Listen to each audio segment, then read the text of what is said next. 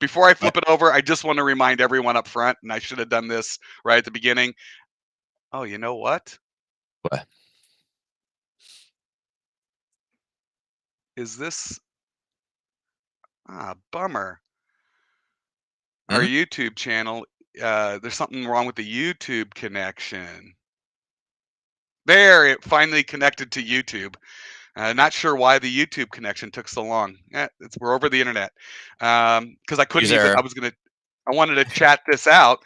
Remember, next Tuesday we've got the trading summit at IG. There is Mhm. the link. In fact, I'm going to chat it out from both channels so that people can see the link.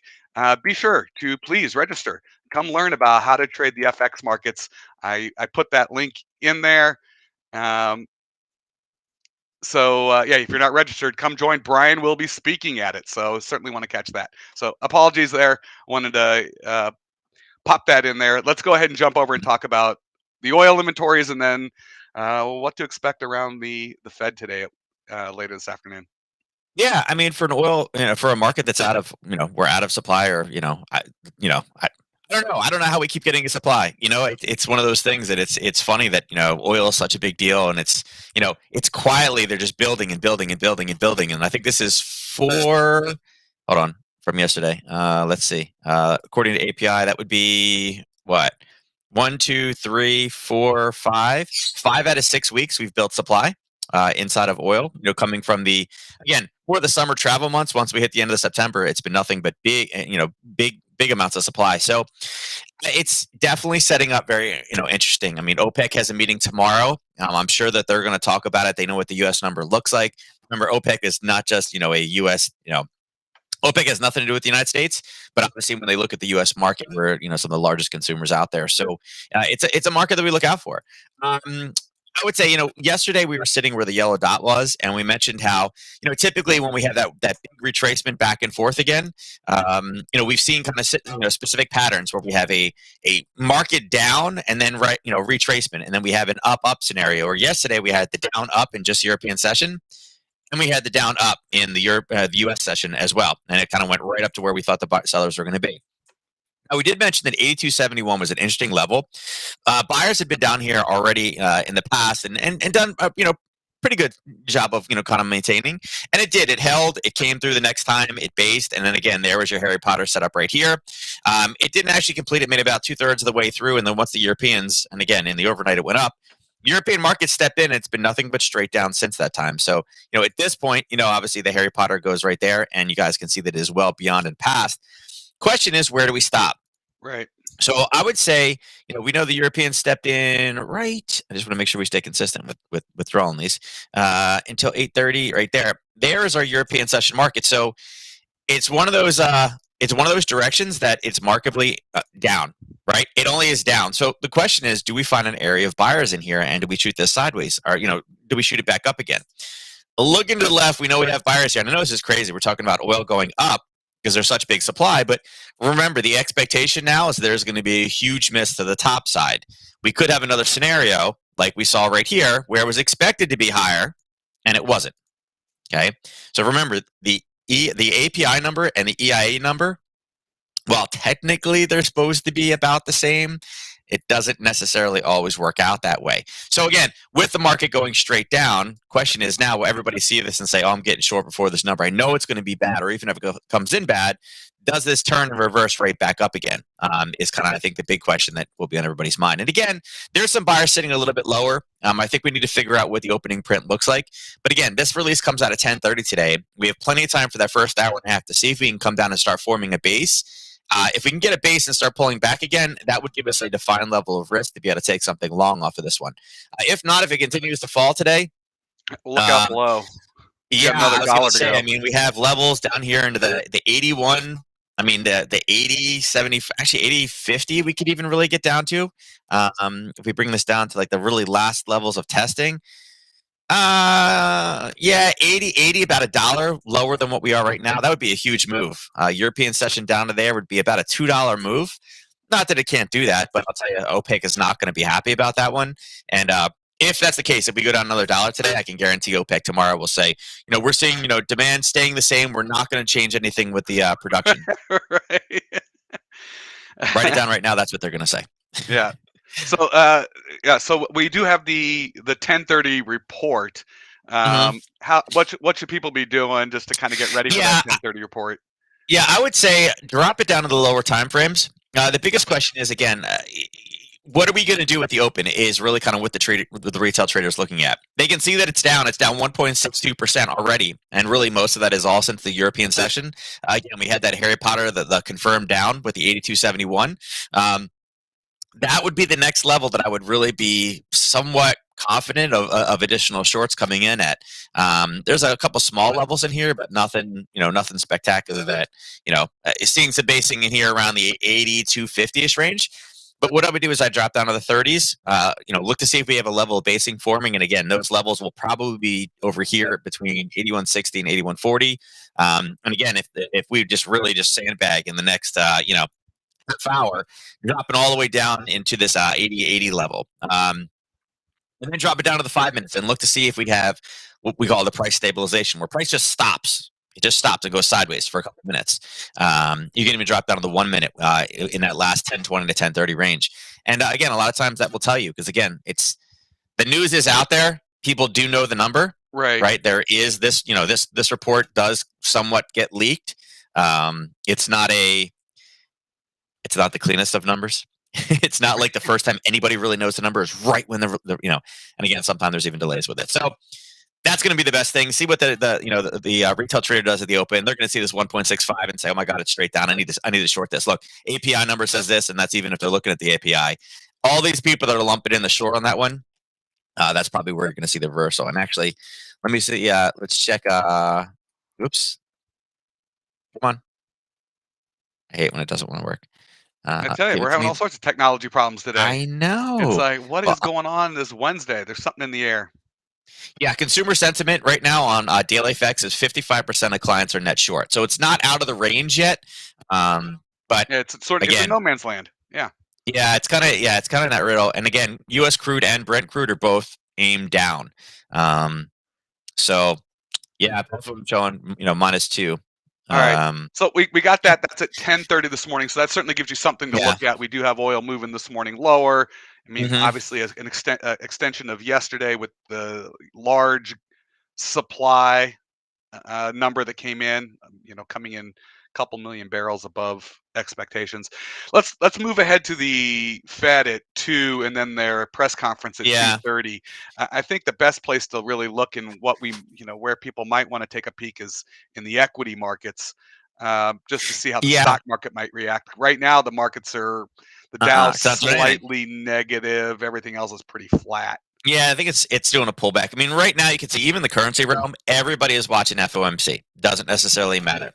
I mean, there's nothing, and you can see we just had a huge non-farm employment change number expected to be 400. They adjusted last time down a little bit. Let's see, it was an adjustment of about 40,000 down, but they missed it by about 170,000 to the top side. So again, still 130,000 higher than what we were before. That's a big number. Yeah. Yet the market's response right now is really like nothing. Bringing it down to a 15-minute because that's what we look at. You can see the area up top. Right, this level of basing again, we've bounced off of it. The 46.24. It's been hit a few times, but it's been a pretty decent level. And right now, in looking at this on a purely technical basis, assuming that there was no FOMC, I'm gonna steal this one. You can see we had this level of basing, and we've hit it, and we've hit it again, and we've hit it again, and we've hit it again.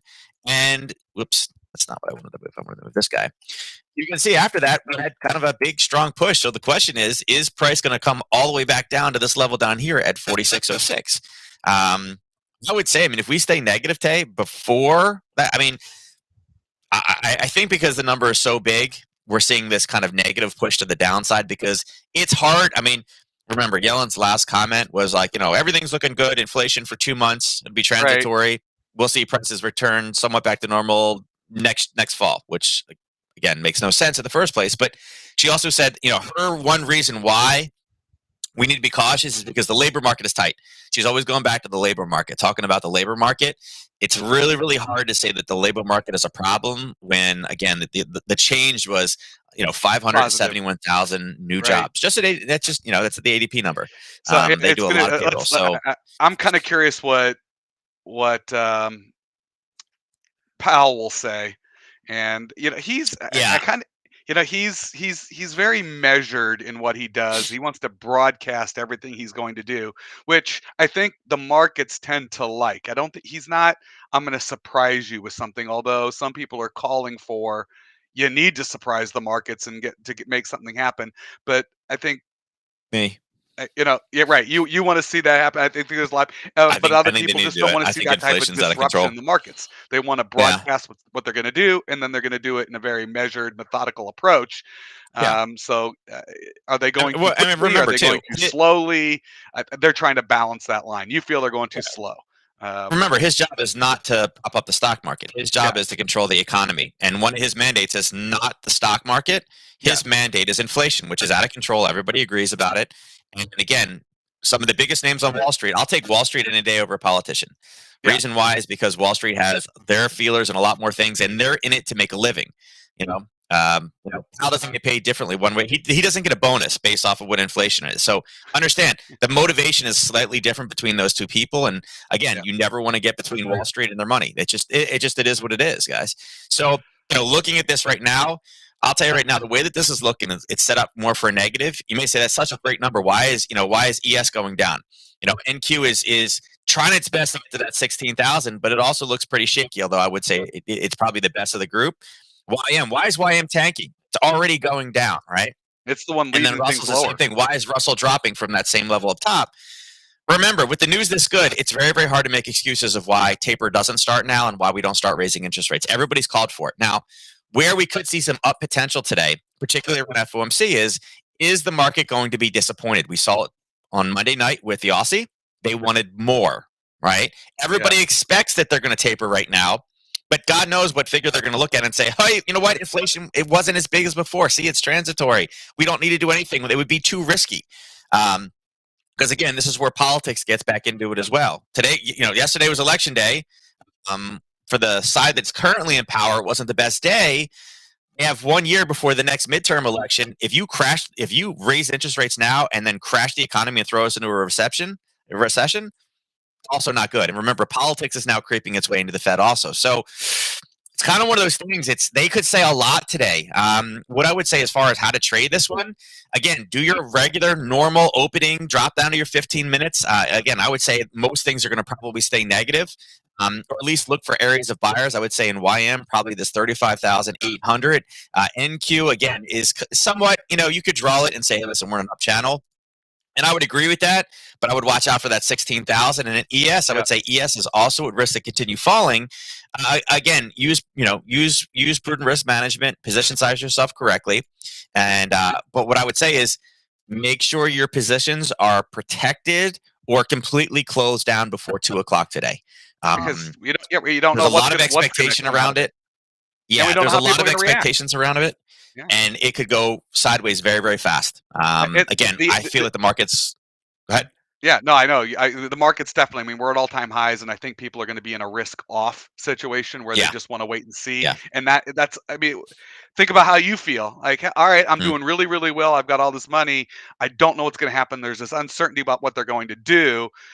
Going to a risk-off situation just to stand on the sidelines, I think there's people that will do that. The interesting thing is we're still in the backdrop of an earnings season where earnings have just been blockbuster. This is that. But remember though, earnings are in the past. Yeah. We're looking to see what's going forward. And again, one of the reasons oil is now down past 2%, it's down to 2.13. One of the other reasons why oil is dropping is because if we're going to start heading into a recession and the markets are going to start tanking because of tapering and controlling interest, that lowers demand as well for oil. And that could be another reason, a hidden area where we're seeing oil continue to drive lower. And even gold is going down.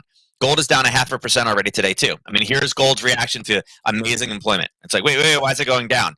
Because again, it's too good of a number. Everybody sees too good of a number, and they're like, "Oh, they're going to be forced to do something." I'm telling you, Jamie Dimon in a couple months, we're gonna be like, he's gonna be like, "I told you so." Yet again, just listen to me. So we got some action in the market. Definitely some price action to look forward to. With that, if you got any questions for Nadex, please email us customerservice@nadex.com. Any questions for Brian? You can catch Brian at support@keeptradingsimple.com. And the high level, what we're looking at today, one, the oil inventory report massive surplus yesterday, seeing oil trade down. We've got the official industry inventory report today at 10:30 Eastern. So be ready for that number. See how that might move oil. And then, of course, it's Fed Day. Everyone's on pause. Everyone across most of the markets, everyone's sort of just waiting to see what's the Fed going to say about tapering, and are they going to give any indication on timing of interest rate hikes? A lot to look forward to today. Brian and I will catch you again tomorrow morning. Good luck in the markets, everyone. Thanks for joining.